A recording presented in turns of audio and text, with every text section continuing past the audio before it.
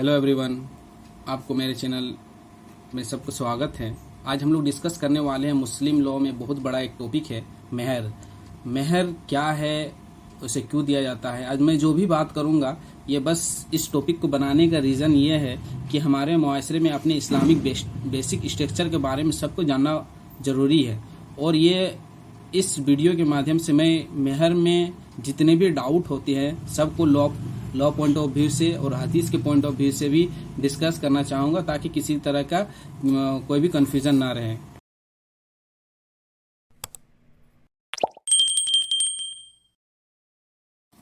अब ये क्वेश्चन उठता है कि मेहर क्या है और इसे क्यों दिया जाता है। तो मेहर एक प्रॉपर्टी है या कुछ भी पैसा है जिसे हस्बैंड के द्वारा अपने वाइफ को दिया जाता है। शादी से ये हस्बैंड अपने शादी के टाइम में देता है या शादी के बाद देता है या इसे शादी के पहले भी दिया जाता है जनरली। तो अब क्वेश्चन उठता है इसे देने के क्या कारण है, इसे क्यों दिया जाता है, अगर ना दे तो क्या होगा। तो पहला रीज़न ये है कि ये मेहर का कॉन्सेप्ट आया है। पहला तो हस्बैंड के पास बहुत सारा राइट है उसे तलाक देने के लिए, तो इस तलाक को कोई मिसयूज ना करे। कहने का मतलब है कि अगर कोई भी बोल दे तलाक तलाक तलाक तो ये तलाक हो जाता है। हालांकि तलाक एहसन तो अभी इंडियन कॉन्स्टिट्यूशन में अवॉइड कर दिया गया है, इसे अब 3 तलाक खत्म कर दिया है, लेकिन तलाक एहसन है, आप 3 तलाक भी ले सकते हैं एक 3 महीने में। तो सवाल उठता है कि इसे मिसयूज ना किया जाए, तो इसलिए उसको एक ऑब्लिगेशन क्रिएट करने के लिए इसमें मेहर का कॉन्सेप्ट लाया गया कि मान लीजिए अगर मेहर रहेगी तो उसे मेहर की रकम अदा करना होगा, तो इस डर से भी वो तलाक ना दे। और दूसरा सबसे बड़ा इसका रीजन है कि वुमेन्स का रिस्पेक्ट के लिए जितनी ज्यादा मेहर होगी उतनी ज्यादा रिस्पेक्ट होगा, इसलिए उस वाइफ के रिस्पेक्ट के लिए ये मेहर का कॉन्सेप्ट लाया गया। और तीसरा है कि मान लीजिए इन केस उस वाइफ का डिवोर्स हो जाता है, तलाक हो जाता है, तो उस मेहर की रकम से वो अपने इद्दत पीरियड और अगले शादी तक अपना जीवन यापन आसानी से कर सके, किसी के सहारे में ना रहे। दूसरा क्वेश्चन उठता है कि मेहर की रकम कितनी होनी चाहिए। ये कहीं भी फिक्स नहीं किया गया है। सुन्नी लॉ और शिया लॉ में कुछ इसमें कन्फ्लिक्ट है। सुन्नी लॉ में कहा गया है कि मिनिमम 10 दिरहम होना चाहिए, मतलब अभी का रेट में जो है 4 से 5 हज़ार रुपया होता है। और शिया लॉ में इसे कहा गया कि मैक्सिमम 500 दिरहम से ज़्यादा नहीं हो सकता है। तो हम लोग समझते हैं कि हमारे यहाँ मेहर की रकम किस तरह का फिक्स किए जाते हैं। एक्चुअल में सबसे पहला राइट मेहर का रकम फिक्स करने का उस लड़की का है जिसका निकाह हो रहा है, ना कि उसके हस्बैंड का, उसके घर वाले का। पहला वो लड़की तय कर सकती है कि हमको मेहर की रकम 2 लाख चाहिए। हाँ, अगर वो 2 लाख चाहिए तो ये अपना प्रपोजल रख दे। अगर लड़का को वो कुछ कम करना है तो वो बोले 1.5 लाख, तो वो 1.5 लाख में अगर म्यूचुअल अंडरस्टैंडिंग से अगर चेंज हो सकता है इसमें, ये पहला। दूसरा, उसके अगर लड़की बोले अपने गार्जियन पे कि आप जितना चाहें उतना तय कर सकते हैं, तो गार्जियन इसमें तय करती है अपने फादर पे, अपने अंकल पे, जो भी है उसमें वो कर सकती है। तीसरा, इसमें वकील जो निकाह पढ़वाता है उसमें भी ये ड्यूटी बनता है कि वो अपना मेहर का रकम इतना कम ना हो कि उस लड़की के साथ जाती हो। तो अब सवाल उठता है कि इसमें हैसियत देखी जाती है लड़के की, कि उस लड़के की कितनी हैसियत है, उस हिसाब से मेहर का रकम रखा जाता है। अब सवाल ये उठता है कि मेहर की रकम देने का सही समय कब है। तो देने का सही समय है शादी से पहले या तो फिर शादी के टाइम।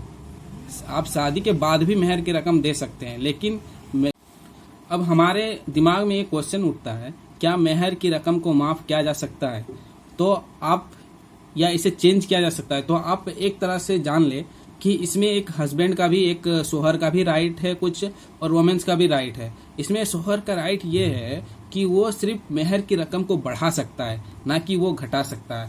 तो इसलिए मेहर की रकम में हस्बैंड का सिर्फ बढ़ाने का हक है, ना कि घटाने का। जबकि वुमेन्स के पास राइट है, उसको घटा सकती है और उसे माफ़ कर सकती है। उससे अरबिक में हिब्बे मेहर कहा जाता है, यानी मोहब्बत में किया गया कम।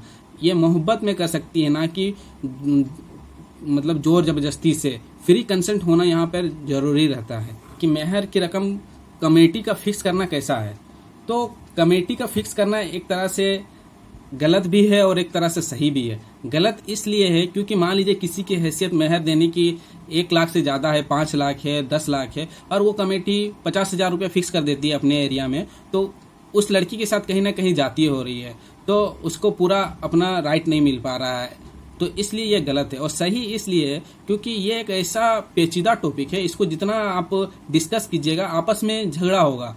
क्योंकि अगर अक्सर देखते हैं शादी के टाइम में अपनों से ज़्यादा दूसरे को इंटरफेयर करता है कि मेहर की रकम इतना कैसे हो सकता है, फलने की शादी में इतना हुआ था, उसके शादी में इतना हुआ था, घर वाले बोलते हैं मेहर की रकम, तो इसलिए कमेटी एक फिक्स कर देती है। लेकिन ये अब हमें डिस्कस करना है कि मेहर कितने प्रकार के होते हैं। मेहर 2 प्रकार के होते हैं, एक स्पेसिफाइड, एक होता है अनस्पेसिफाइड। स्पेसिफाइड मतलब जो शादी के टाइम में ही तय किया गया हो और निकाह के टाइम में ही, निकाह से पहले भी कभी भी तय किया गया हो, वो स्पेसिफाइड है। ये कभी भी शादी के टाइम में दिया जाता है, शादी के बाद भी दिया जाता है। अब सवाल है कि अगर किसी की शादी हो गई है तो वो निकाह में मेहर की रकम फिक्स नहीं थी, तो क्या उसका निकाह होगा कि नहीं? तो निकाह हो जाएगी। लेकिन अगर मान लीजिए किसी की मेहर फिक्स नहीं है तो उस कंडीशन में क्या किया जाएगा? तो मेहर की रकम फिक्स करने के लिए पहले उस लड़की का क्वालिफिकेशन देखा जाता है, उसकी खूबसूरती देखा जाता है, उसका एज भी देखा जाता है कि उसकी पहली शादी है, दूसरी शादी है, उस हिसाब से। और तीसरा देखा जाता है इसमें इकोनॉमिक कंडीशन क्या है, लड़के की हैसियत कितना है। अगर इसके बाद उस लड़की के ये फादर के साइड से मान लीजिए बहन फूफी की शादी हुई है तो उसमें कितनी महर की रकम थी, उस हिसाब से उसका तय किया जाता है। ये सवाल उठता है कि अगर मेहर की रकम नहीं दिया जाता हस्बैंड के द्वारा तो उस वुमेन्स के, उस वाइफ के पास क्या राइट है? तो मेहर एक कर्ज है, अगर हस्बैंड नहीं दे तो उसे एक कर्जे के रूप में माना जाता है। मान लीजिए किसी का इंतकाल हो गया वो मेहर की रकम दिए बिना, तो उसके दफन और कफन में जितना भी खर्च हो, उसके बाद जो भी प्रॉपर्टी बचती है उसमें सबसे पहले कर्ज की अदायगी होती है। तो कर्ज में सबसे पहले मेहर की रकम अदायगी होगी, उसके बाद जितनी भी प्रॉपर्टी बचेगी उसके जितने भी लीगल हायर होंगे उसके बीच में बंटवारा होगा। और अगर मान लीजिए कि अगर मेहर की रकम नहीं दिया गया है और कुछ प्रॉपर्टी वाइफ अपने पास रखी हुई है, तो अगर उस प्रॉपर्टी को हस्बैंड चाहता है कि वापस ले तो उस कंडीशन वो रख सकती है कि जब तक मेरे मेहर की रकम नहीं दोगे मैं इस प्रॉपर्टी को वापस नहीं करूंगा। तो ये एक तरह का ये भी एक जायज है। अब मेरा क्वेश्चन है, मेरा खुद का ये कहना है कि मेहर की रकम जो होती है उसे रकम में ना तय किया जाए।